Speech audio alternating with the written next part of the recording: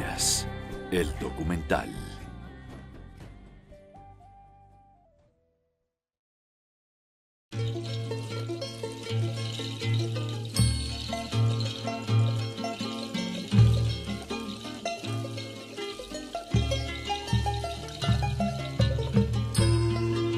Todas las civilizaciones antiguas nos dejan claro su gran conocimiento y su profunda comprensión del cosmos y conexión con las estrellas. Los muiscas, al igual que los incas, los mayas o los egipcios, crearon templos donde las exactas alineaciones reflejan su estrecha relación con los astros. Todos los bogotanos hemos transitado por estas calles, sin saber que hacen parte de un conjunto de caminos milenarios, llenos de alineaciones y puntos que son santuarios sagrados para los muiscas, y estos a su vez son puntos de alineación entre constelaciones y astros. Para que nuestros invitados nos expliquen las complejas y exactas medidas astrales, así como la conexión con piedras, cerros, montañas y lagunas que son sagradas para los muiscas, comenzaremos por comprender qué es la arqueoastronomía. La arqueoastronomía es una rama de la astronomía que estudia las evidencias astronómicas en sitios arqueológicos de las culturas antiguas. ¿Qué conocimientos tenían alrededor del cielo, de la bóveda celeste y de los horizontes? También estudia los calendarios de estos pueblos. Historiadores y cronistas coinciden en señalar que acá, en lo que hoy se conoce como la Plaza de Bolívar, anteriormente se encontraba el Gran Cercado de Boyacá. Este Gran Cercado muisca no solo fungía como epicentro de intercambio y comercio, sino también como resguardo de ofrendas y pagamentos para el gran cacique. Su diseño, junto con los trazados de sus caminos y la disposición de piedras, cerros y montañas, reflejan sorprendentes alineaciones entre los ciclos del Sol, la Luna y las estrellas. Sin embargo, que sean nuestros invitados, expertos en arqueoastronomía, quienes nos expliquen la importancia de la Plaza de Bolívar y nos evidencien las exactas alineaciones, legado de nuestros ancestros los muiscas por estas calles. En la ciudad de Bogotá está la Plaza de Bolívar, sitio muy importante a nivel político, social y religioso, porque es donde está ubicada el centro administrativo de Colombia. En la Plaza Bolívar para los muiscas representó también un elemento de su primera ciudad. Estaba ubicado alrededor de la Plaza Bolívar en su entorno. Desde la Plaza Bolívar es importante porque allí está ubicada la catedral y se cree que ese era el punto de observación de la salida del sol en los solsticios de diciembre y en el solsticio de junio, que mide la propuesta del calendario solar de este pueblo de Boyacá. Entonces, en ese sitio era donde las comunidades posiblemente se encontraban a hacer observación astronómica para medir su calendario. La Plaza de Bolívar realmente es un lugar importante, no por lo que es hoy. Indudablemente la Plaza de Bolívar se construye o se consolida como el lugar más importante de la ciudad, precisamente porque allí hay una relación arqueoastronómica con los dos cerros, el Cerro de Monserrate y el Cerro de Guadalupe.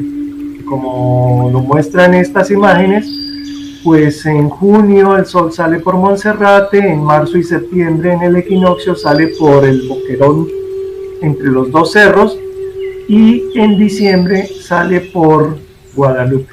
Una cosa muy importante también es que la Plaza de Bolívar genera un centro, porque la Plaza de Bolívar era el cercado grande, es decir, era el centro del cercado grande de los santuarios que estaba alrededor, que eran piedras, sencillamente piedras, que había localizadas entre los dos ríos, el río Cachá y el río Chiguachí, San Francisco y el río San Agustín. Alrededor de la Plaza de Bolívar, entonces, en esos lugares, por eso hoy existen tantas iglesias.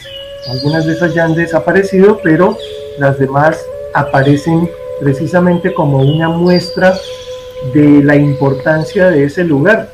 Son estas 33 iglesias que hay alrededor de la Plaza de Bolívar, 3 de las cuales ya han desaparecido, y de las cuales 27 fueron construidas en los primeros 160 años de colonia, que eso muestra la importancia del lugar. Por eso allí se hace la fundación de Bogotá, por ser precisamente el lugar sagrado más importante de todo el territorio.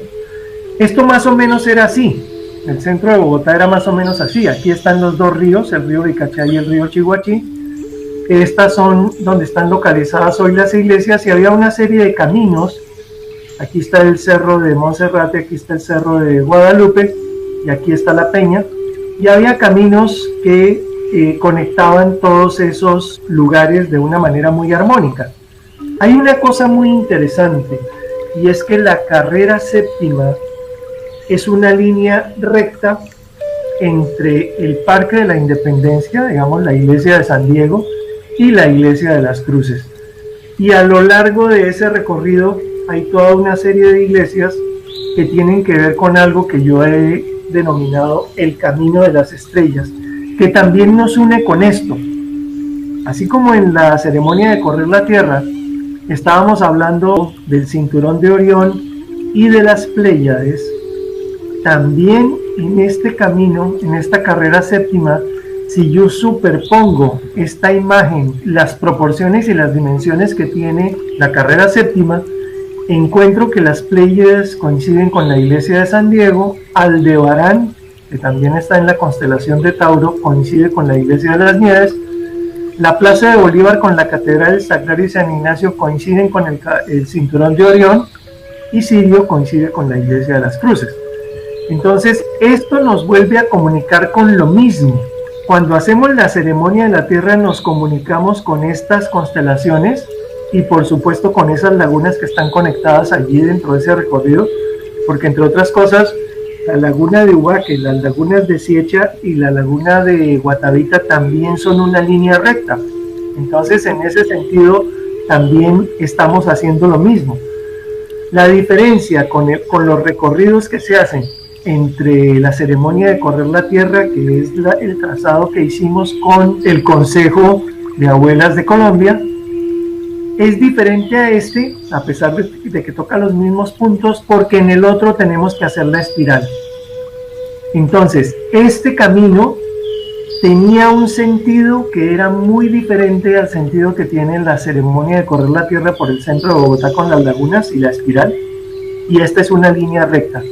Es decir, que eso geométricamente está marcando dos sentidos y dos propósitos totalmente diferentes, pero que tienen que ver con lo mismo, que es con el movimiento de la energía desde los lugares sagrados hacia las lagunas y desde las lagunas y estos lugares sagrados del centro histórico de Bogotá hacia las constelaciones.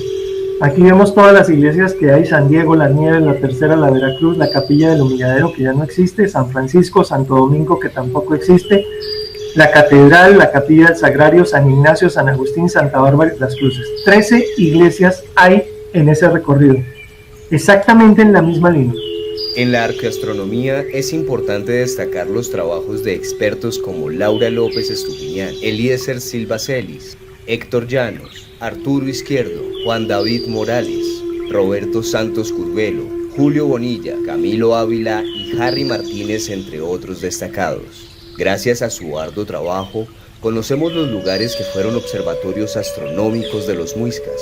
Grupos de investigadores comparten resultados y experiencias, como en la llamada Cátedra de la Memoria Muisca. Su pasión se refleja en sus últimos trabajos en astroarqueología, como en los parques ubicados en la 142 con 17 y en la calle 105 con carrera 15, en la ciudad de Bogotá.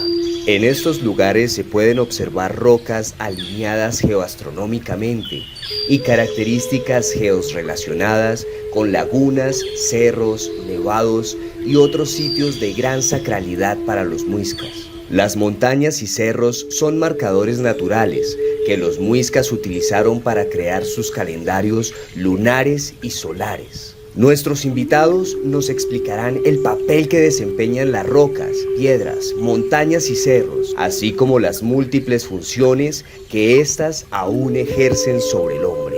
Las piedras en los muiscas van a ser unos seres muy especiales, porque no van a ser un objeto ni una materialidad como tal, sino que van a ser representaciones de los abuelos, del sol. Goranchacha es parido en una esmeralda, por tanto la piedra esmeralda va a ser importantísima, pero también va a ser ese soporte en el que pintaron, en el que grabaron, en el que dejaron unos escritos que se nos dificulta hoy leerlos con la misma claridad que posiblemente ellos lo hacían.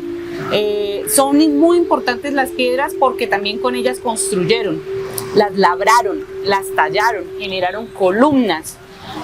Posiblemente muiscas y herreras como poblaciones prehispánicas, tenemos unas dudas desde la arqueología de si las piedras labradas y las piedras grabadas con petroglifos fueron hechas por los muiscas o por los herreras, pero el hecho es que están en el mismo territorio muisca, el hecho es que hacen parte de unos entornos tanto domésticos como funerarios que permiten confirmar que si ellas las hicieron o no, si las utilizaron y si las tuvieron en cuenta. Por tanto, esas piedras también van a servir como marcadores, por ejemplo, solares. Encontramos los cojines del Saque en Tunja, pero también encontramos la piedra de Malpaso en Huicán como observador astronómico y como calendario horizontal del Sol. Encontramos las piedras aquí en Duitama de Tocogua, parecían tener unos usos rituales específicos relacionados con esos temas solares y de observación astronómica. Entonces las piedras van a ser un eje fundamental para poder entender ese mundo muisca, pero también hay otras piedras que no fueron ni rayadas ni labradas, pero que sí fueron seleccionadas y fueron entregadas en las tumbas como juares funerarios. Entonces nos evidencia la importancia de una piedra sin labrar, pero también de una piedra labrada, cuyas evidencias arqueológicas las encontramos y tenemos los contextos arqueológicos.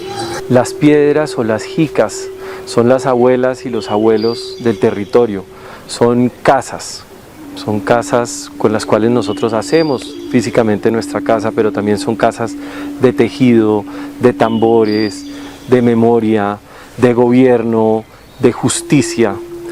Y ese orden lo determinó el señor Chichacún.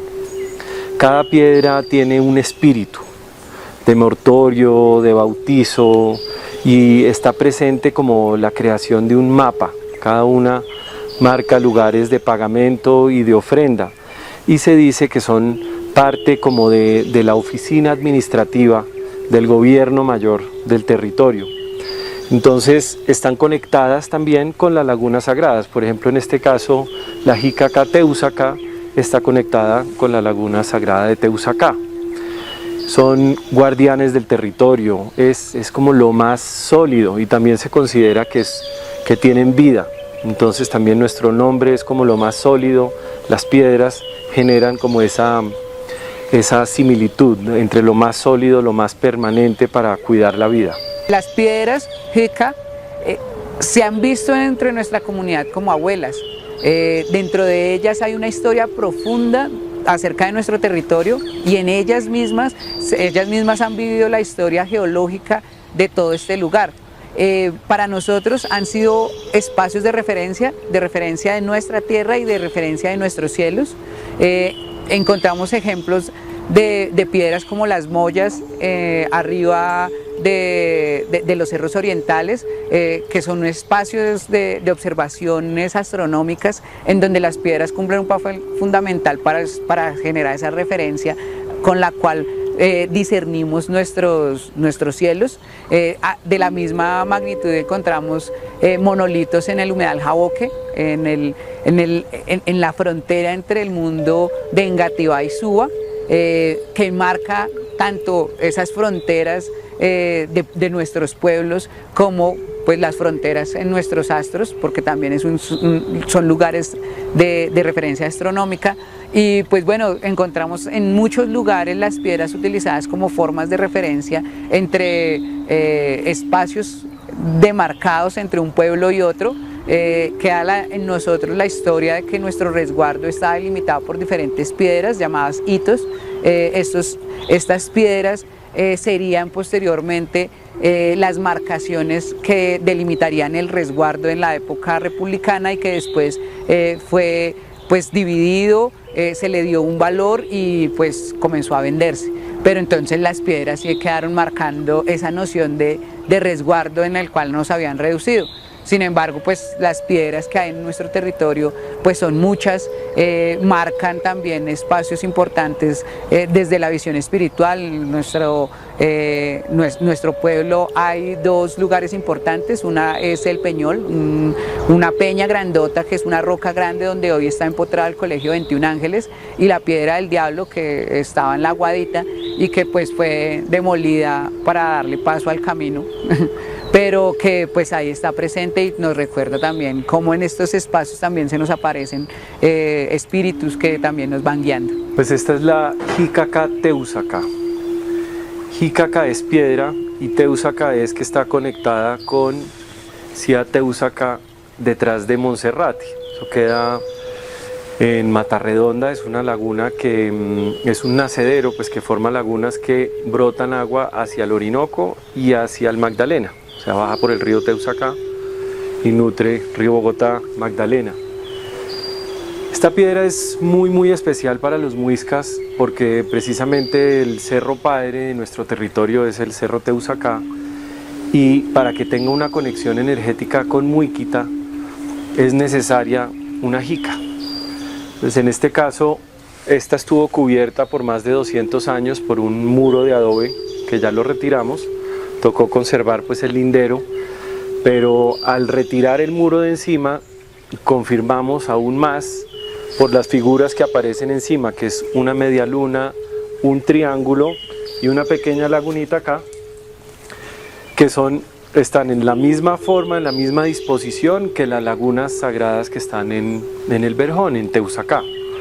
Entonces el triángulo por lo general se ve que está pues perfectamente tallado. Aquí también se ve una pequeña talladura. Entonces son unos lugares muy especiales de pagamento. Es como llaman de alguna manera el wifi, que el pagamento que entreguemos nosotros a esta piedra, que debe ser siempre un pagamento en pensamiento dorado. Estamos acá en el territorio muisca, es un territorio muy sagrado, el territorio de oro. Por ende, todo lo que uno le entregue a la piedra debe ser en pensamiento dorado. Pues la quinoa dorada, la coca dorada, el tabaco dorado, toda la abundancia que uno entregue a la piedra va directamente allá a Teusaca y brota para que se nos devuelva a nosotros y al resto de seres humanos que hay sobre la tierra. Esta piedra además tiene su misma forma, sus mismos ángulos, está también en miniatura, donde nuestro gobernador muisca, Buncua Yarimacu, tiene su altar, su lugar de pagamento allá en Fomeque. Entonces es una piedra que es prácticamente la misma. Entonces eso más aún arraiga y conecta el territorio de Muiquita con nuestro cabildo arriba en Fomeque.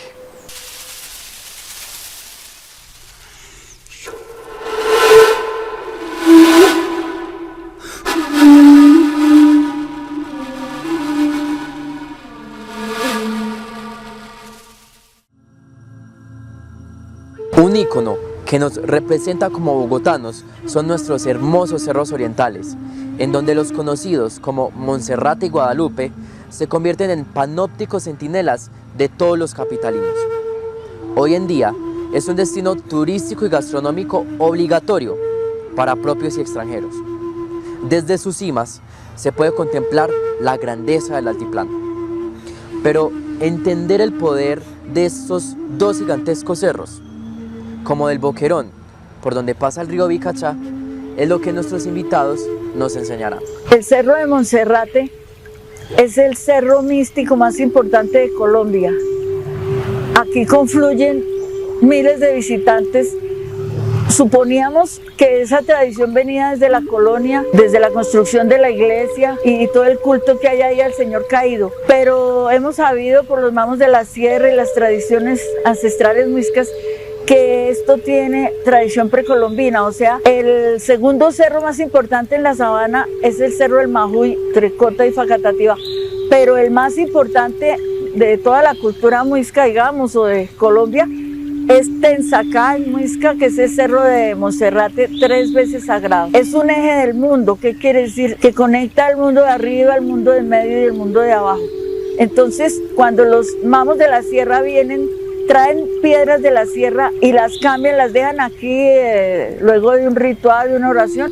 Cerro de Guadalupe, el Cerro Abuela y el Cerro de Monserrate, el Cerro Abuelo, los cerros tutelares de Bogotá. En Muisca, Guadalupe, esta montaña es Chiguachí, nuestra montaña de la luna, pero el nombre no es estrictamente solo del cerro, sino de todo el área que hay detrás del cerro que va a dar hasta Chuachí, porque Chuachí también era llamado Chiguachí. Dice la tradición, en las faldas de este cerro más hacia el sur, donde está la iglesia de Nuestra Señora de la Peña, representa ese lugar, la sangre de lo femenino, como la energía vital de lo femenino.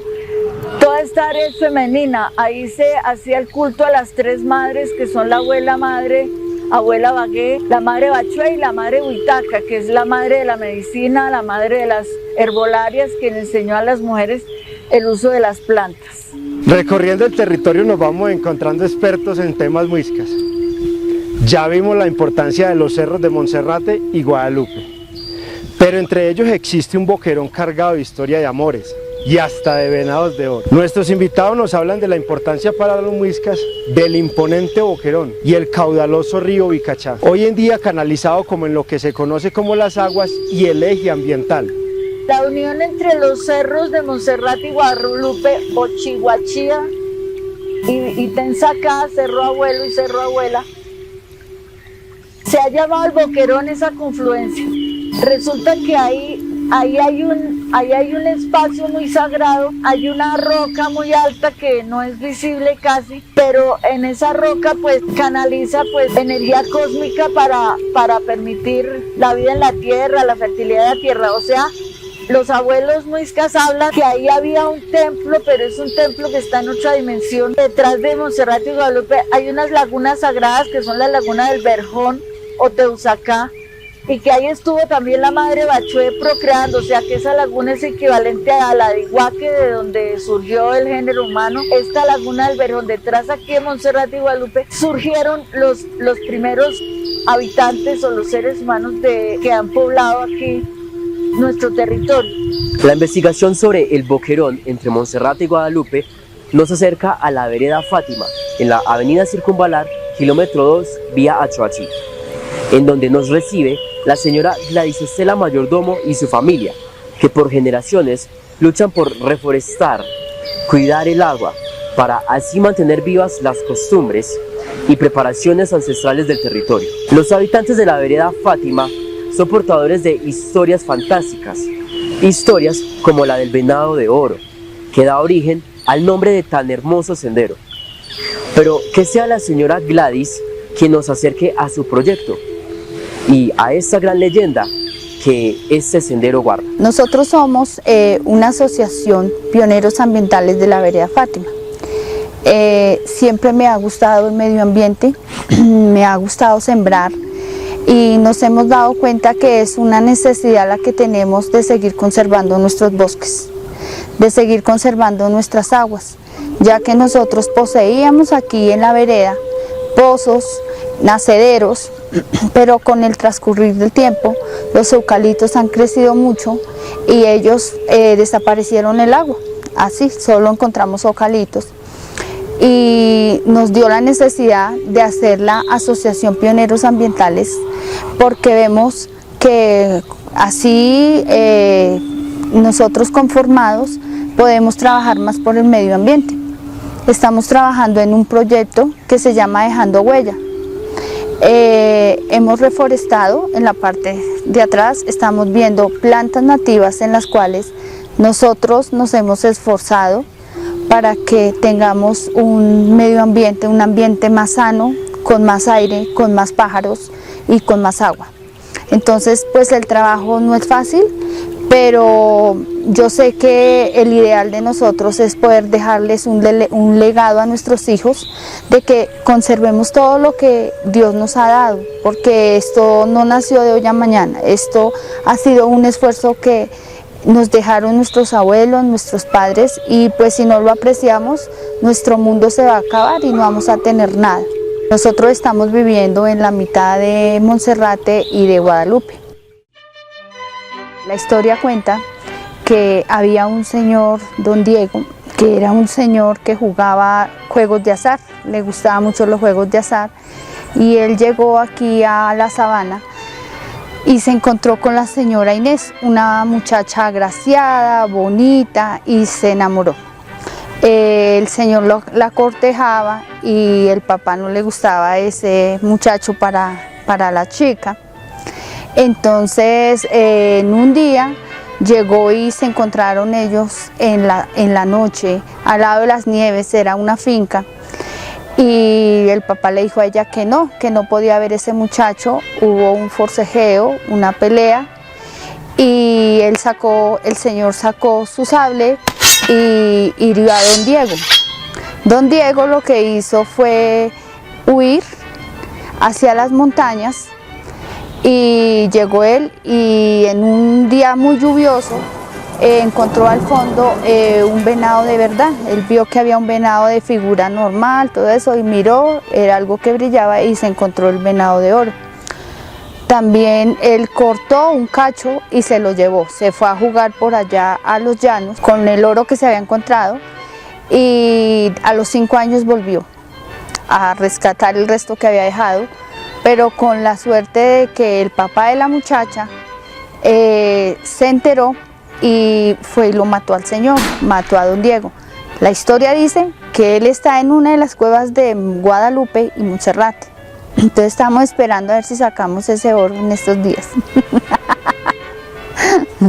Entrar hoy al Sendero del Venado de Oro es entrar a un bosque donde se pueden apreciar 18 especies de mamíferos, 119 de aves y 443 de plantas, así como un ecosistema que se ha conservado a través de los siglos, en donde el gran río Vicachá es una verdadera maravilla de la naturaleza. Permanece indiferente la gran hostería llamada El Venado de Oro, del expresidente colombiano Laureano Gómez, destruido en el Bogotazo el 9 de abril de 1948. Pero resalta metros después del sendero la primera bocatoma para hacer uno de los primeros acueductos. El Jardín Botánico José Celestino Mutis y el Instituto von Humboldt dieron vida a un proyecto que ha recuperado este hermoso sendero muisca. Pero qué importancia y qué representaba el gran río Vicachá para los muiscas es lo que nuestra invitada nos cuenta. En la puerta del agua, donde empieza la canalización del río Vicachá, el resplandor de la noche, en la puerta del agua en lengua muisca es Xiequijica, que es la madre del agua, y la puerta. Ya después pues solamente vemos el río canalizado en el eje ambiental y luego ya por debajo de tierra hasta desembocar en el río Bogotá, pero era un canal de la tierra de la ciudad importantísimo, proporcionaba las aguas más puras y limpias, caso contrario al que estamos viendo hoy día con todos los ríos. Y nomás saber que el significado del río era el resplandor de la luna en la noche, saber que tenía las aguas más limpias, me remonta al pasado a imaginarme un río cristalino, muy limpio y que reflejara la luna. Es una experiencia hermosísima.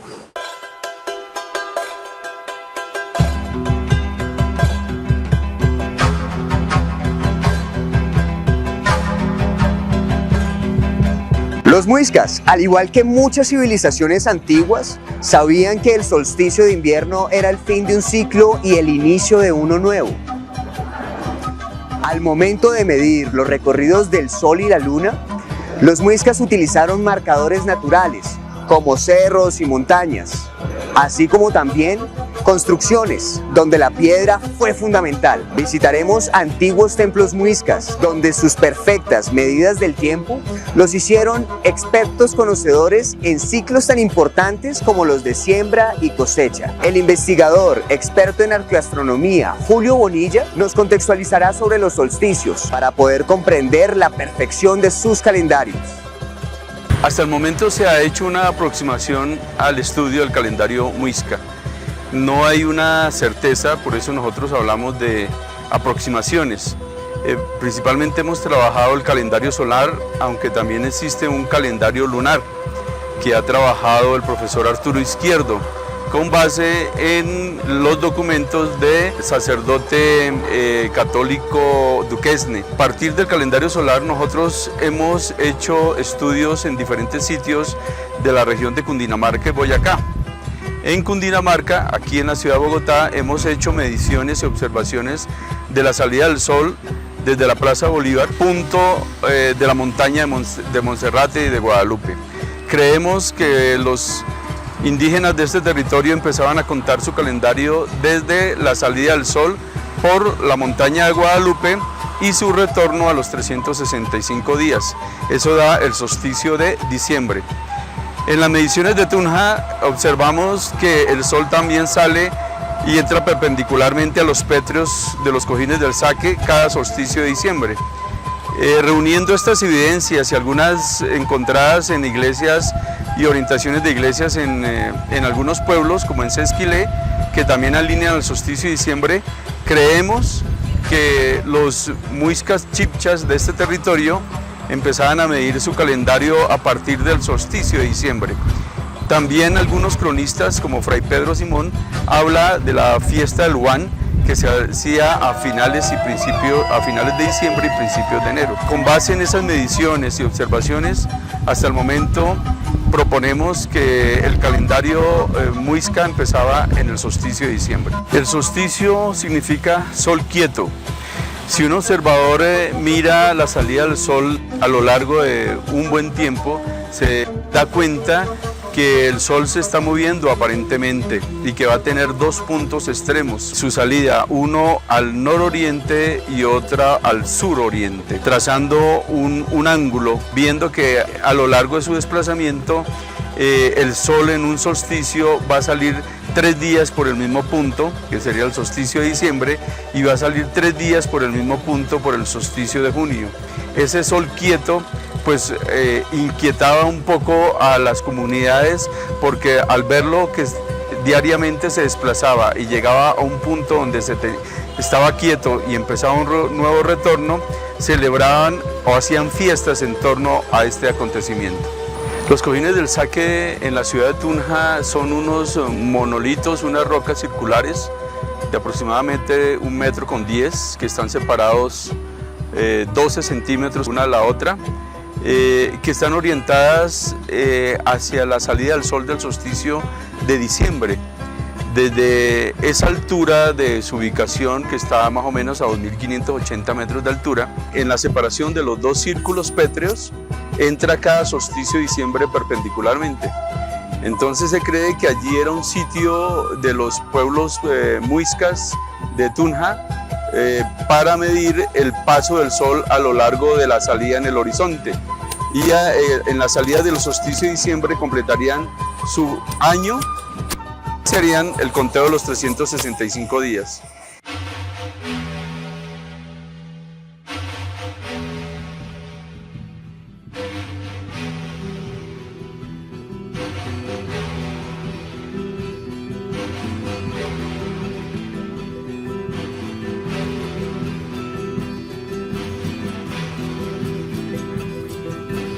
Cuando hablamos de los muiscas no podemos pasar por alto sus imponentes caminos, verdaderas obras de ingeniería que unió todo el territorio, caminos tan majestuosos que se le atribuían al mismo Bochica. Estos caminos generaron procesos de interrelaciones con varias comunidades, tanto internas como con otras comunidades vecinas, que llevaron a generar puntos de encuentro para intercambio de productos avaluados equitativamente.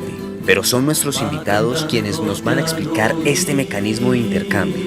Se reconoce como el trueque. El trueque, en este caso, que se daba en el territorio cundiboyacense, es un fenómeno muy interesante para comprender cómo se daba el sistema de mercados y de intercambios dentro de las comunidades muiscas, tanto dentro de su propio territorio como fuera de él. Hay un autor muy importante que vale la pena reseñar para hablar de este tema, es el antropólogo y el arqueólogo Karl Langebeck, y también Eduardo Londoño, otro antropólogo que hablan en este caso del sistema de mercados, de intercambios o de trueques que manejaban las comunidades muiscas del territorio cundiboyacense.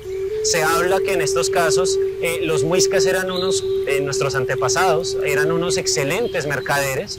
La mercadería de los muiscas era tan conocida que incluso se habla de la existencia de mercados muiscas o de intercambios hasta regiones tan lejanas como Neiva o Aipe en el departamento del Huila. También se habla en las investigaciones de algunos arqueólogos y antropólogos como los que reseño, de mercados también hacia el territorio de Santander, es decir, en la frontera con el territorio de los pueblos guanes o chitareros. Los muiscas también se sabe por referencias de cronistas de Indias o también de archivo o investigaciones arqueológicas, manejaban intercambios comerciales con pueblos como los panches o los musocolimas hacia el occidente del territorio cundiboyacense. Asimismo, también se sabe de la existencia de mercados o zonas de intercambio hacia los llanos orientales, con pueblos como los teguas del piedemonte llanero, los guayupes o también los achaguas. Digamos que esas dinámicas de intercambios o trueques que se daban, en muchos casos incluían unos bienes, unos productos, unas materias primas o unos productos manufacturados que eran muy propios de este territorio, que en otras regiones de tierras mucho más calientes o de valles interandinos era difícil obtener, y que en contraprestación por estos productos desde estas tierras que en esas regiones no se encontraban, en aquellos mercados, en esas zonas limítrofes del territorio cundiboyacense, se adquirían esos productos que no había dentro del territorio cundiboyacense. Por ejemplo, en muchos mercados que se manejaban con pueblos como los musocolimas o como los panches, era común también encontrar dentro de estos intercambios cómo desde este territorio se daba la sal, se daban las mantas, es decir, esos productos ya manufacturados del algodón. También se entregaban artículos como por ejemplo el cobre, que venía de minas de Gachancipá, de otros lugares del territorio cundiboyacense, y las mismas esmeraldas, principalmente las esmeraldas que venían del Valle de Tensa, de las minas de Somondoco, a cambio o a intercambio de productos que venían de tierras como las del Valle del Magdalena o de tierras calientes como el territorio Pancho Musocolima, como por ejemplo las plumas, el ají, el algodón, el oro. Por ejemplo, los yacimientos de oro en el territorio cundiboyacense son muy escasos, así que también estos bienes o productos de esas otras regiones se intercambiaban. Digamos, existe también dentro de esta investigación de Karl Langebeck y también en numerosas referencias de archivo del periodo colonial, que las comunidades muiscas del territorio cundiboyacense seguían realizando intercambios comerciales, por ejemplo, con comunidades de los llanos orientales, como los teguas o los guayupes, o también los achaguas, en donde de esta región llegaban maderas finas como los guayacanes, también llegaban plantas alucinógenas o con propiedades enteógenas como el yopo, también llegaba miel de abejas, cera de abejas, mientras que del territorio cundiboyacense se intercambiaban, por ejemplo, bienes como la coca, se intercambiaba también, por ejemplo, el cobre, las esmeraldas, también el tema del tabaco, del maíz y otros productos eran aquellos que se intercambiaban fuera del territorio muisca, pero también se sabe por otras investigaciones contemporáneas y referencias que ya he dado, que también se manejaban mercados internos dentro del territorio muisca, es decir, esas dinámicas de los mercados no eran exógenas, sino también eran internas. Había regiones que estaban especializadas en el cultivo o en la producción de unos determinados productos que en otras zonas no se daban, ya que el territorio cundiboyacense es un territorio diverso, es un territorio de altiplanos, de valles interandinos, de páramos, así que en muchas regiones o en muchos cacicazgos no se daban unos productos y en otros sí, y en algunos cacicazgos se manejaban unos mercados semanales, muy en semejanza con esos mercados que en algunas regiones todavía del territorio cundiboyacense se siguen haciendo cada determinado tiempo, se van rotando de región en región. Durante el periodo de la conquista o el periodo de la colonia estos mercados continuaron y se seguían intercambiando esos productos que dentro de unas regiones no podían darse, mientras que en otras sí. Aquí por estos lados, aquí terminaba en Pasca, al sur terminaba el territorio de los muiscas. Entonces, esto fue un lugar de trueque muy importante. Hasta aquí llegaban del norte a traer sal, por estos lados no había, esmeraldas, cerámica, porque los de aquí no hacían cerámica. Los del Tolima sabían cuándo se realizaba el mercado aquí y traían algodón, traían oro a hacer el trueque con los del norte.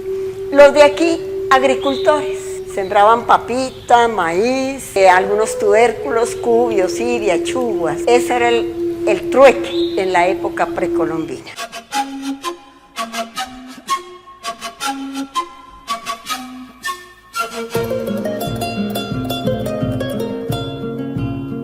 El trueque en los muiscas nos lleva a comprender productos de vital importancia, como la sal, base y origen del verdadero poder económico muisca.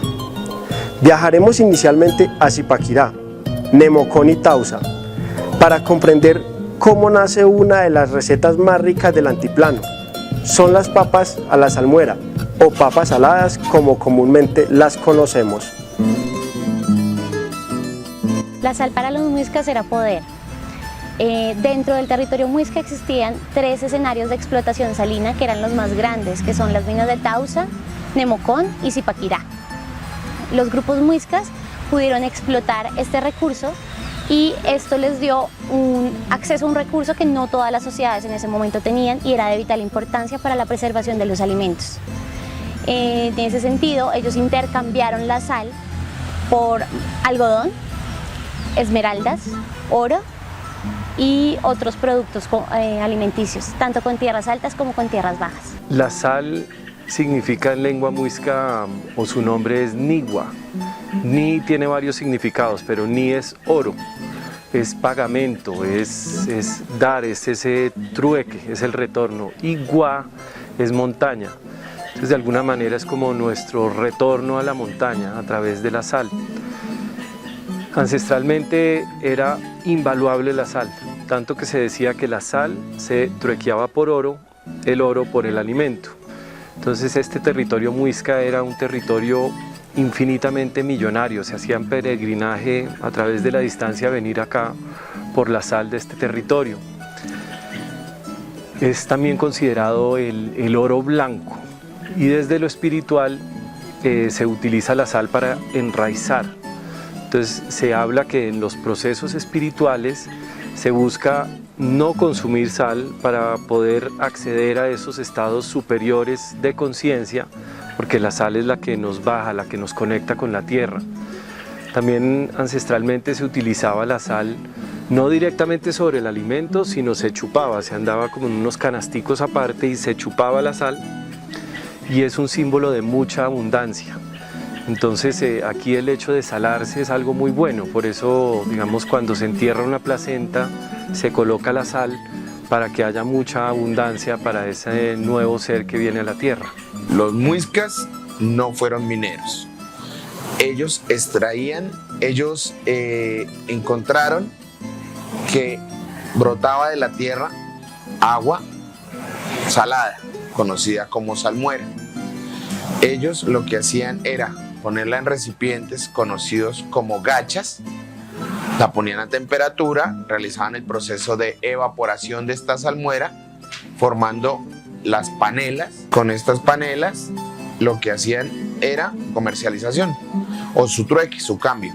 La sal vigua es una sal virgen que no se ha tratado, es el oro de los muiscas, es decir, para ellos es la sal.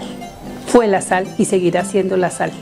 Viajando a Zipaquirá y Nemocón, encontramos grandes personas que guardan y protegen las ancestrales técnicas y la gran receta de las papas a la salmuera. Es así que esta ancestral preparación nos lleva a conocer a la señora Miriam Rojas en su restaurante Hornos de Sal Parrilla Bar en Nemocón, como también al restaurante La Triada en Zipaquirá, en donde nos recibe el chef Carlos Hernán Díaz. Ellos nos enseñarán esta exquisita receta muisca, desde luego preparadas de la manera ancestral, gracias a que los dos restaurantes en sí protegen y resguardan antiguos hornos y calderas de producción de sal. Los trabajos de los expertos Ana María Groth, Jorge Augusto Gamboa, Cecilia Restrepo Manrique, Gabriela Samper, Verónica Sánchez de Ospina, entre los más relevantes, nos acercan más a entender el arduo proceso de la deshidratación de la salmuera hasta llegar a ser una industria prehispánica y el activo intercambiable más importante que tenían los muiscas en el altiplano.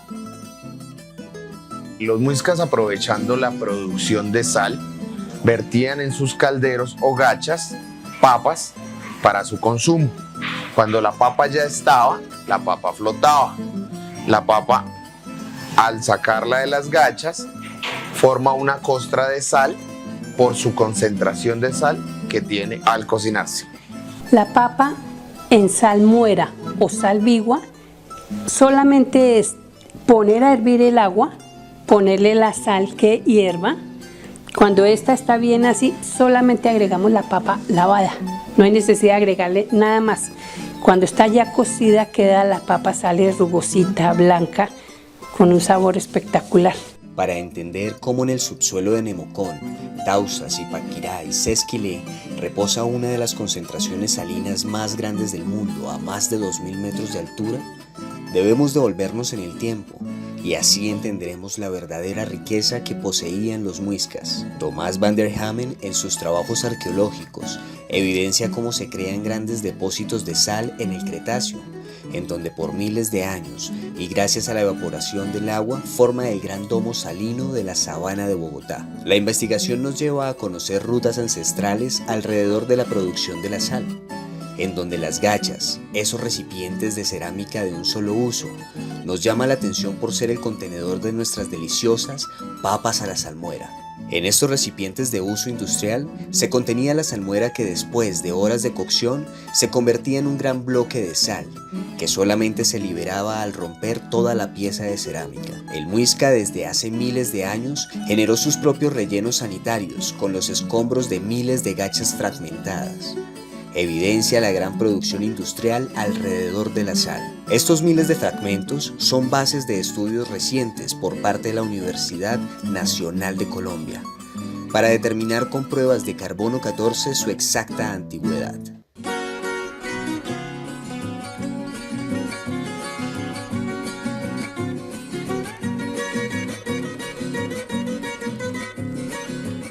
Después de degustar las papas a la salmuera, preparación ancestral que nace entre los valles de Nemocón, Tausa, Zipaquirá y Sesquilé.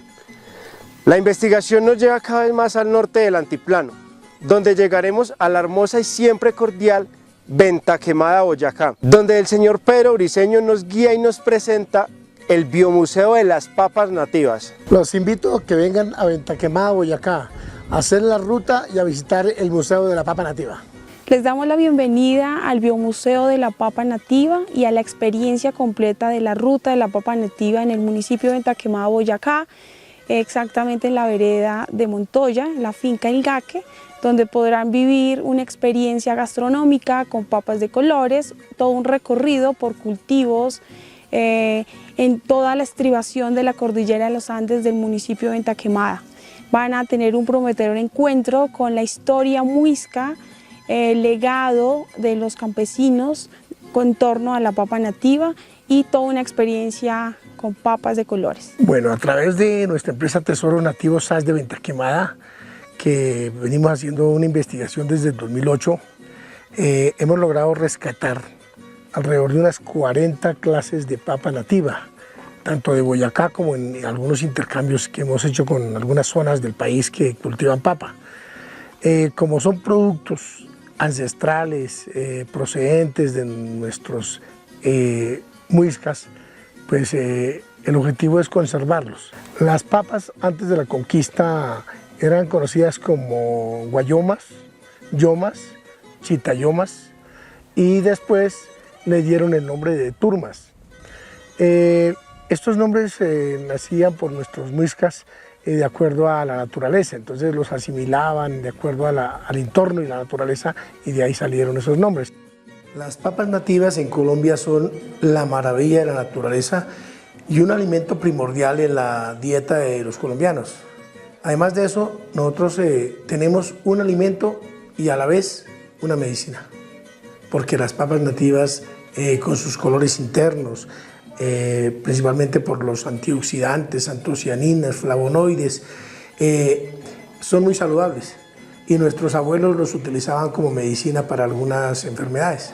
Para la gastritis, por ejemplo, utilizaban la papa nativa cruda en tajadas en ayunas para que regenerara la flora intestinal. Entonces, eso es muy bonito y por eso aquí ya hemos descubierto para qué sirve cada papa. Por ejemplo, aquí tenemos la criolla manzana, que es originaria de Nariño. ¿Sí? En un intercambio las trajimos. Es una papa roja en la piel y amarilla intensa internamente, especial para hacer amasijos, para hacer purés. Tiene una textura extraordinaria. Tenemos aquí la andina de Venta Quemada, originaria de acá, la cual sirve para salar, sirve para hacer francesas, sirve para hacer papas hervidas, casquitos y demás, con un sabor espectacular, parecida a la papa sabanera. Tenemos la papa mora, una de las consentidas que tenemos por acá, que es morada, como la pueden ver, pero al cocinarla se vuelve azul. Entonces, esos son los cambios de la naturaleza y muchas veces uno dice, pero ¿por qué un color tan intenso lo tiene una papa? ¿Cómo? Y nos dicen algunos compradores por allá cuando vamos a los mercados, bueno, ¿y cómo le meten los colores? Entonces, eso es como chistoso, ¿no? Al tener una papa como esta, originaria de Nariño, de los quechuas, que la denominan todavía yaguarguaico, decía sangre de toro. Vea, es exactamente a un corte de carne o a una remolacha. Es una papa. Al hacer una sopa queda roja. Tenemos acá también la papa quincha. Nuestros indígenas y campesinos concentraban a mirar la naturaleza. Entonces le pusieron a esta papa quincha, que en muisca hay otra palabra parecida que la quincha, que es el pajarito, el picaflor. Lo que pasa es que cuando llegaron los españoles le cambiaron algunas letras a los nombres. Es alusivo al pajarito que está picando la flor. Si lo miramos, está el pecho amarillo con rojo, da la vuelta y lo veremos azul con rosado. En esos cambios lograron ver los campesinos mayores que cortaban una hojuela de papa y era una forma. Si cortan otra hojuela, entonces es diferente. Ahí viene el nombre de la papa quincha. Tenemos aquí una que se llama mortiña, originaria de Venta Quemada. Esta papita, ahí la vemos blanca con morado. Pero mortiña, ¿por qué? Mortiña viene a ser por los mortiños. Esto se parece a un mortiño, que es una fruta que hay en el bosque del páramo del Rabanal.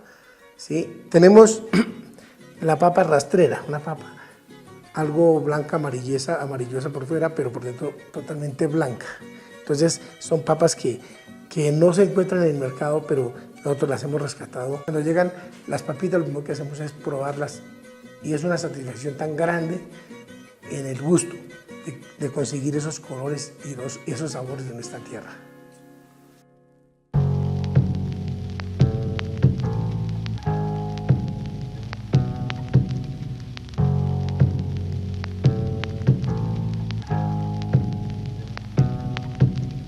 Pero si hay algo que caracterizó a los muiscas es su gran desarrollo agrícola, evidente hasta la fecha en todo el altiplano cundiboyacense. Las investigaciones de los expertos como Silvia Broadbent, Fernando Bernal, Inés Cavalier, Ana María Boada, Lorena Rodríguez Gallo, entre los más importantes, nos evidencia que en el territorio muisca se construyeron grandes camellones, nombre dado a un gran sistema hidráulico de plataformas elevadas para el cultivo, intercaladas por canales para el control de inundaciones. Estos extensos arados y surcos ancestrales garantizaban las necesidades alimentarias de todo el territorio. Pero que sean nuestros invitados quienes nos enseñen sobre los camellones y desde luego la ingeniería agrícola que los muiscas dominaban. Comprendiendo sus primeros cultivos, podremos entender sus primeras preparaciones. Para empezar, podríamos decir que los primeros cronistas españoles que llegaron aquí prácticamente en tiempos de la conquista y algunos comienzos de la colonia, señalaron que los muiscas eran un pueblo eminentemente agricultor pero que ellos no sembraban a la manera que se hacía en España, en las tierras aradas, ¿no? Sino que tenían otro sistema que se ha llamado el de los camellones. ¿Qué era esto? Unas zonas un poco más elevadas en el terreno, unos patrones un poco elevados de tierra, separados entre sí por canales de agua, canales con agua. Esto lo describe, por ejemplo, el cronista Aguado. Algunos historiadores del siglo XIX, como Vicente Restrepo y don Ezequiel Uricoechea, que también se interesaron por el tema y que alcanzaron a conocer algunos vestigios de ese antiguo sistema. el cual había desaparecido porque no fue empleado por los españoles y más bien cayó en desuso. Poco a poco se fue deteriorando, se fueron llenando de maleza esas tierras agrícolas, ese sistema de camellones o campos elevados y además esas tierras cambiaron de uso. En muchos casos empezaron a utilizarse para la ganadería. Me refiero especialmente al caso de la sabana de Bogotá y en especial a las zonas cercanas al río Bogotá. Eso se fue olvidando, eso fue desapareciendo con el tiempo. Pero en el año 1968, una arqueóloga inglesa que estaba de visita en nuestro país, Sylvia Broadbent, durante un vuelo en una avioneta que hizo por los lados del aeropuerto del Guaymaral, cerca de Chía, contempló desde la ventanilla del avión sobre el terreno como unos patrones muy curiosos de diseño en los potreros, que no supo exactamente a qué correspondían, pero eran unos patrones ajedrezados o unos patrones de unas zonas rectangulares de tierra un poco más altas, separadas entre sí por canales. Y bueno, eso la llevó a ella a investigar el tema, a profundizar en esto y ver qué era. Era un sistema agrícola que habían utilizado los antiguos muiscas para sembrar aquí en la sabana de Bogotá. ¿Por qué lo hacían? Porque la sabana es inundable, se inunda en algunas épocas del año. Recordamos que en tiempos de los muiscas existió un lago muy grande que ocupó gran parte de la sabana, el lago Funce, que después algunos han llamado el lago Humboldt. Cubría gran parte, grandes extensiones de la sabana y sobre todo era un lago que se recuperaba en épocas de invierno y afectaba a los cultivos. En la sabana tenían varias funciones. Una, absorber los excesos de agua en épocas de invierno, mantener unos reservorios de agua en épocas de verano, que las raíces tuvieran cerca la humedad. También posiblemente ayudar a controlar las heladas, que es una cosa bastante novedosa, bastante interesante, en el sentido que las heladas se producen en diciembre, en enero, y básicamente consisten en unos descensos muy fuertes de la temperatura en horas de la madrugada. A causa de estas heladas, que baja la temperatura a veces por debajo de 0 grados, se congelan las plantas y se dañan. Entonces, para los cultivos de papa, para los cultivos de maíz, para los cultivos de quinoa y otros que tenían acá, esto permitía una cierta protección frente al clima. El agua se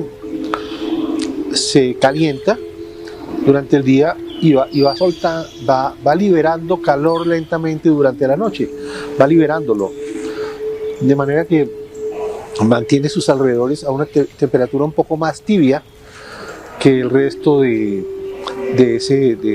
terreno, del territorio, de manera que al parecer servían también para controlar las heladas. La base de la alimentación prácticamente en la época precolombina fue el cultivo de la papa y el maíz. En el páramo descubrieron también algunos tubérculos que todavía hoy se cultivan. Es un privilegio porque esos cultivos no necesitan de insecticidas, ¿no? Como la papa ahora, ¿no? En la época contemporánea. Cubio, chugua, acidias, arracacha en esa época. Investigando el entorno que rodea la producción de sal, viajaremos a la ancestral Gachancipá. Su nombre confirma ser el epicentro de la fabricación en masa de este recipiente para la refinación de sal. Hoy el hermoso y acogedor municipio cundinamarqués, con sus 44 kilómetros cuadrados de extensión territorial, figura como el más pequeño de Cundinamarca, pero en sus veredas guarda magníficos platos de origen ancestral. Recorriendo sus caminos, llegamos a la vereda San José, municipio en la finca La Cabaña, sector Guzapán Parte Alta, a 14 kilómetros de la antigua estación del tren y a 2.742 metros sobre el nivel del mar, en donde María Lilia Jiménez y su hija nos acogen. Ella nos transmite su pasión, su fuerza, su amor por el rescate de los platos ancestrales del territorio. Su entrega y compromiso con la comunidad la convierte en una portadora y protectora de semillas nativas. Estamos en el Museo Campesino de Gachancipá. Si a la luna llegara un campesino, muy seguro al otro día toparía un nacimiento, una fuente de agua pura en las alturas, y en cuestión de una semana ya tendría montado un huerto. fundaría el primer corral de pollos de gallina extraterrestre. Y con tanto que le rinde al campesino, después de solo un año ya tendría la luna verde. El museo nace desde que me tocó esta casa y siempre la he venido conservando, ¿no?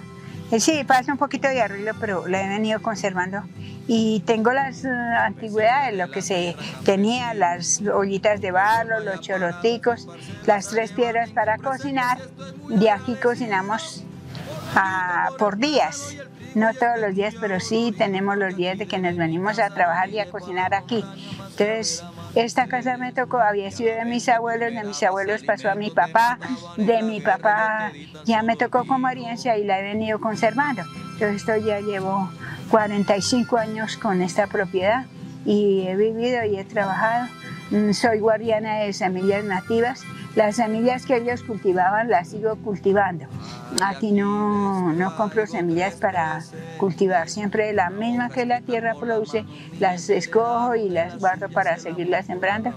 Como aquí pueden ver, el maicito, los frijoles, las habas, y con esto preparamos lo que se come aquí en esta finca.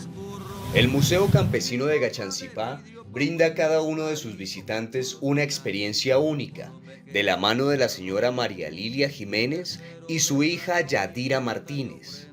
Ambas se han especializado y se capacitan constantemente en turismo ecosostenible, respetando y protegiendo las recetas y costumbres heredadas de sus antepasados. Su arduo trabajo como guardianas de semillas nativas les hizo merecedoras del importante premio Excelencias Turísticas en la categoría Gourmet en la FITUR 2024, la feria más representativa en Iberoamérica, llevada a cabo en Madrid, España. Parte de la experiencia en este hermoso museo, que rinde homenaje a los campesinos y sus saberes, incluye una caminata que conduce a un mirador natural, donde se puede apreciar el lugar donde los muiscas recogían la más fina arena para realizar sus tradicionales recipientes, las gachas. Estos contenedores se utilizaban para la salmuera, que luego se deshidrataba y se distribuía por medio de trueque en Nemocón y sus alrededores. Para comprender nuestra próxima preparación, debemos entender primero la unión del hombre con la piedra, esas piedras que ayudan al campesino en las labores cotidianas. Conoceremos estas piedras como las piedras de uso, pero dejemos que sean nuestros invitados expertos quienes nos expliquen qué son las llamadas piedras de uso. Las manos de mi madre parecen pájaros en el aire, historias de cocina entre sus alas heridas de hambre. Las manos de mi madre saben qué ocurre por las mañanas, cuando amasa la vida horno de barro, pan de esperanza. Saliéndonos de estos espacios públicos, comunes, abiertos, entramos a la casa. En la casa nos recibe una piedra. La primera piedra que nos recibe es la piedra que hoy funciona como el bebedero de los animales, pero que era la piedra de moler de la abuela o de la bisabuela. Y que debido a su gran uso se generó una oquedad tan grande que hoy funciona como un pilón, como una pila para tomar el agua de los animales. Pasando la puerta encontramos la piedra de trancar la puerta.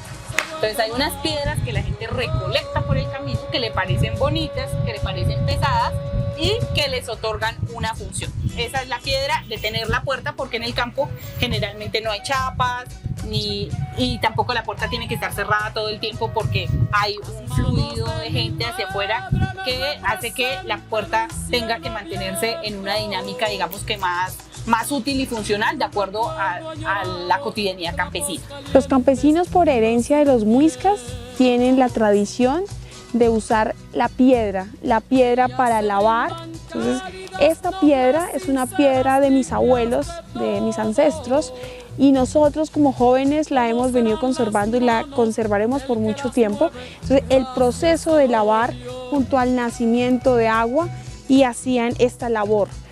También existe la piedra de partir la panela, el uso que le dan la piedra para afilar los cuchillos, la piedra para moler, que son unas piedras que en el proceso de moler tiende a tornar una curva que finalmente las han convertido en piedras como pilas de agua. Se tenían las pilas para adicionarle la comida a los cerdos, la pila para darle agua a las gallinitas, la pila para dejarle sal al ganado, la pila para guardar agua o las piedras para los lavaderos, porque no eran lavaderos como los modernos ahora en las albercas, sino era la piedra para lavar, y en esas nos paraban y nos bañaban. Nunca nos bañaban con agua tibia, sino en la piedra con agüita fría. Pasamos a la sala y en la sala podemos encontrar unas piedras que van a ser los tesoros de las mujeres en Boyacá. ¿Cuáles son esas piedras? Manos de moler, por ejemplo. La mano de moler era esa piedra que era usada sobre la piedra de moler, que era la base o el metate, arqueológicamente hablando, y esta piedra va a ser heredada de generación en generación. Cuando nosotros, dentro del Museo Arqueológico de Tunja con Elena Pradilla, nos acercábamos a los usos de las piedras y empezamos a identificar por qué en la UPTC de Tunja, en el área arqueológica protegida, no habían casi manos de moler, pero sí piedras de moler en las excavaciones. Y luego nos vamos a las casas y empezamos a encontrar las manos de moler. Nos dio una posibilidad para pensar que la herencia era desde épocas prehispánicas y por tanto no aparecían ni eran los grandes indicadores en las excavaciones. Entonces, eso lo que evidencia es que posiblemente hay una tradición de herencia. Era tan importante esa mano de moler que era la que se guardaba como hoy en día, y que no le dejan tomar a cualquiera una foto ni que a cualquiera se la preste, ¿sí? Porque la piedra de moler tiene que ser la mano de moler debe ser una piedra muy dura, muy bien seleccionada, que tiene un picado en la parte baja, que es la que permite hacer el roce para triturar los granos, por ejemplo, para hacer las harinas, los cuchucos, las cebadas, bueno, todas las sopas habidas y por haber que en Boyacá se consumen. Y eso va a permitir, pues, entender esa relación de la mano de moler. Esta pieza es muy bonita. Pareciera que hubiera tenido alguna influencia española, ¿no? Porque esto parece es un barrilito, ¿no? Un barril parece. Sin embargo, esto se asemeja mucho. La base, bueno, el cuello, la figura antropomorfa, la manija, pero la forma al parecer es como lo de la mano de moler, ¿no? Está como relacionado con la mano de piedra, que eso es un lítico que utilizaban para moler el maíz, ¿no? Piedra sobre. Eso tiene una forma como de una mano para moler. Bueno, pasamos de la sala y del comedor y entramos ya a la cocina. En la cocina empezamos a encontrar la piedra de afilar los cuchillos, la piedra de partir la panela, la piedra del mortero para machacar los ajitos y demás, que generalmente es una mano pequeña, la piedra de moler, que a veces también está ahí en la cocina o está al lado del tanque. Está la piedra para lavar la ropa, porque en muchas casas no hay lavadero, sino es una laja grandota en la que se lava. Está la piedra o la laja para cocinar, que es para asar las arepas o para asar la carne a veces, o el plátano, por ejemplo. Digamos que hay otras piedritas que están ahí funcionando como tapas de ollas, como pesos, como la piedra de libra, por ejemplo, que es la que se marca la libra y que ya tienen calibrada para pesar cada una de las cosas que van elaborando o que van a consumir. Desgranando el maíz de mis ancestros. En todo el continente americano no existía un alimento tan sagrado como el maíz.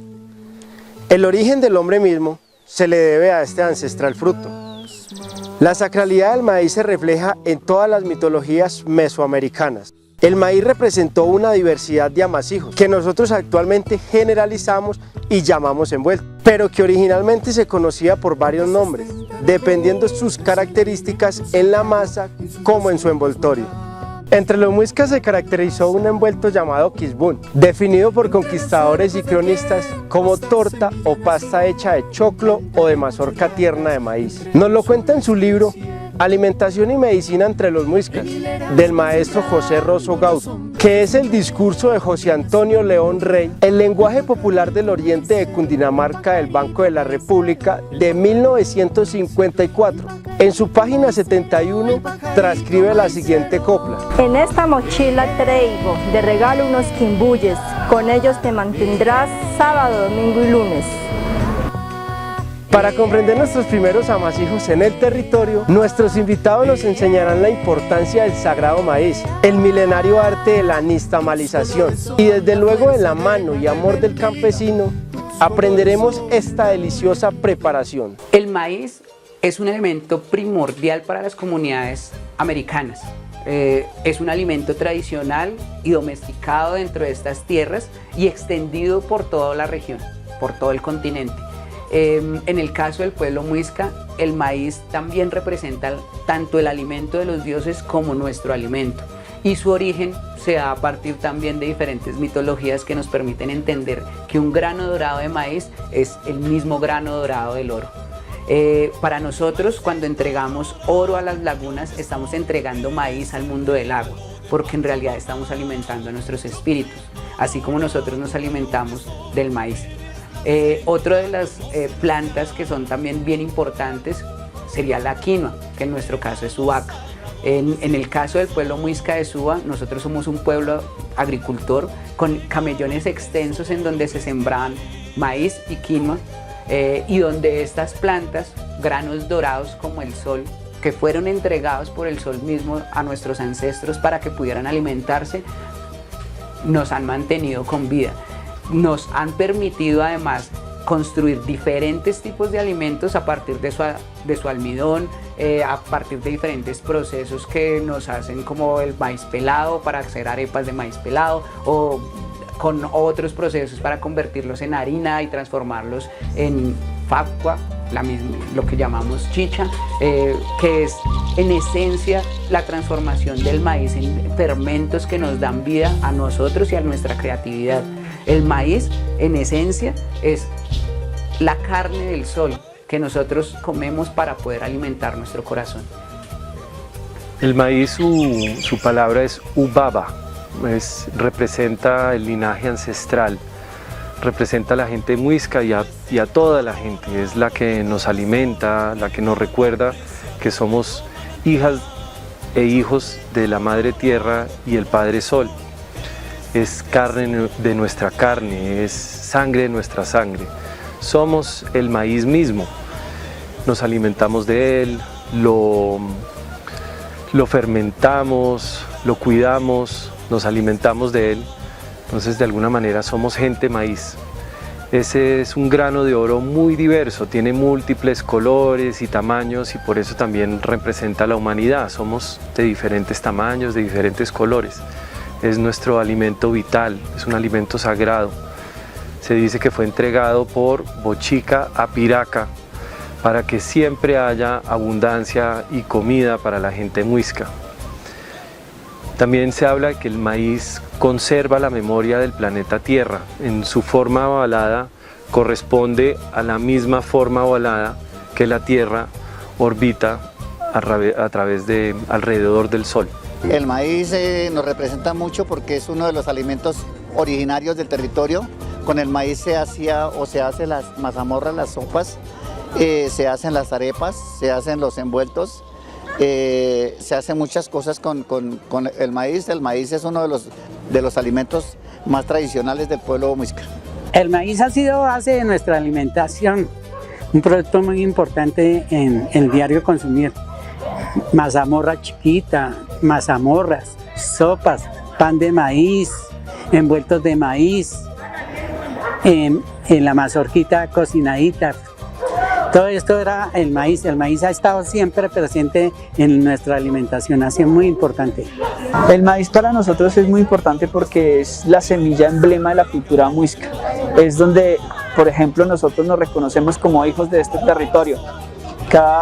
Lo que compartimos con el maíz es que es el alimento predilecto para nosotros como pueblo. Está en toda nuestra base alimenticia, es decir, dentro de nuestra gastronomía tenemos la mazamorra de maíz, tenemos las arepas de maíz, tenemos los envueltos, tenemos la chicha dulce, tenemos la mazamorra dulce.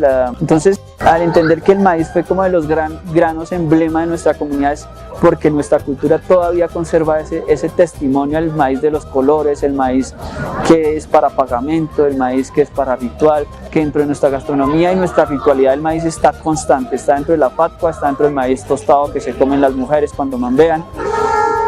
Y hablar del maíz es hablar del haba. El haba en lengua es maíz y es lo que hoy nosotros entendemos como nuestro principio como cultura. Todo viene del maíz, el pensamiento viene del maíz.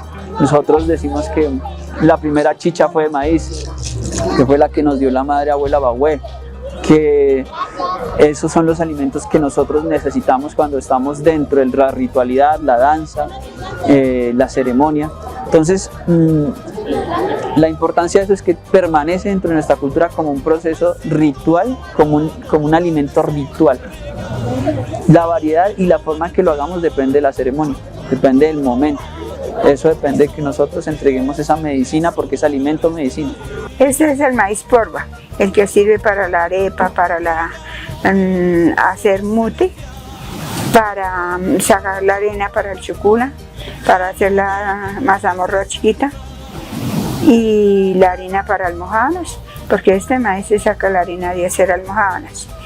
Entonces este es el maíz porva, es el de moler, el de solo harina.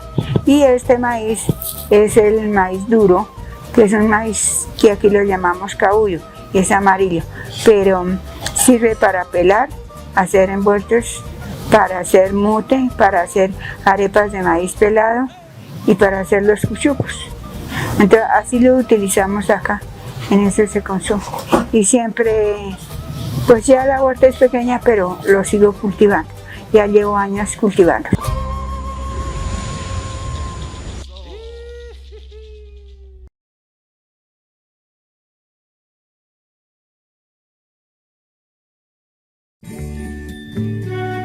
El diablo fue al mar a escribir la historia del mundo, pero no había agua. Dios la había bebido. Juan Comodoro, buscando agua, encontró petróleo, pero se murió de sed.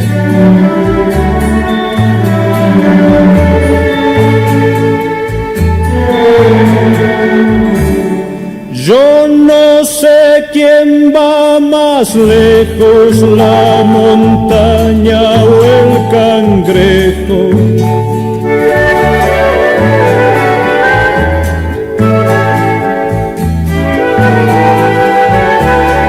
Pobrecito mi patrón, piensa que el pobre soy yo.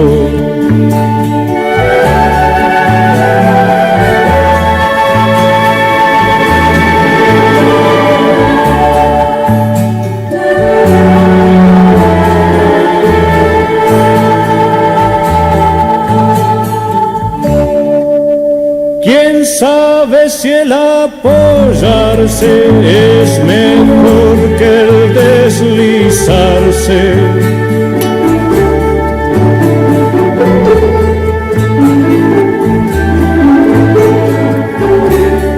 Pobrecito mi patrón, piensa que el pobre soy yo.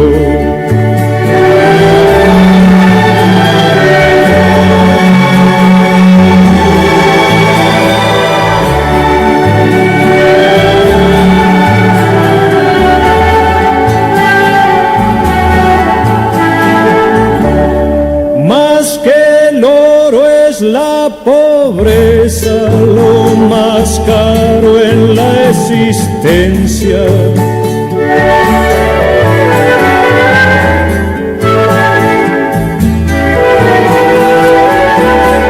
Pobrecito mi patrón, piensa que el pobre soy yo.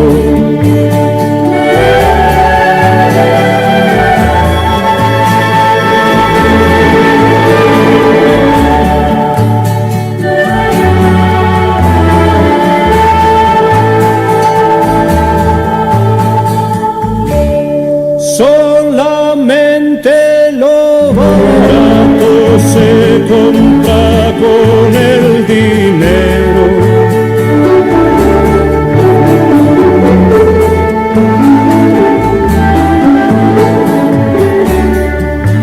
Pobrecito mi patrón, piensa que el pobre soy yo.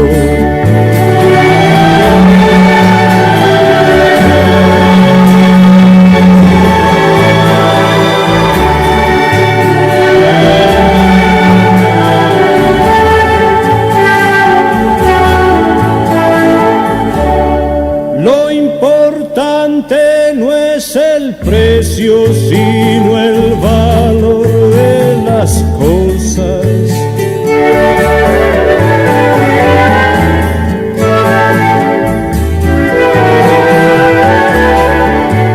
Pobrecito mi patrón, piensa que el pobre soy yo.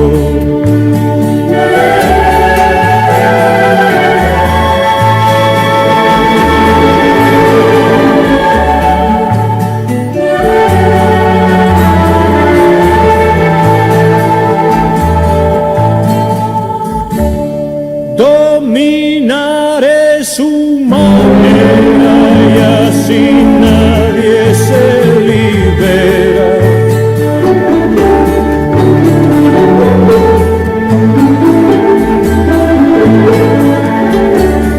Pobrecito mi patrón, piensa que el pobre soy yo.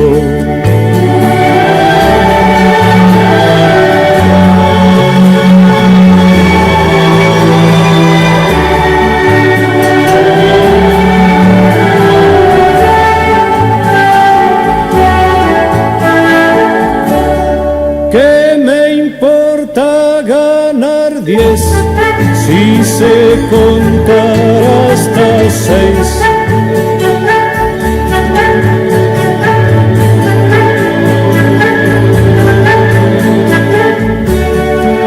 Pobrecito mi patrón, piensa que el pobre soy yo.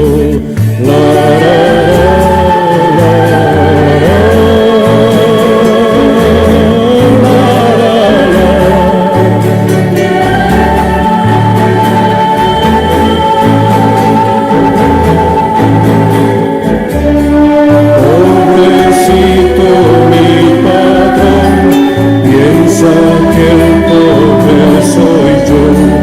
Pobrecito mi patrón, piensa que el pobre soy yo. Pobrecito mi patrón, piensa que el pobre soy yo. Pobrecito mi patrón, piensa que el pobre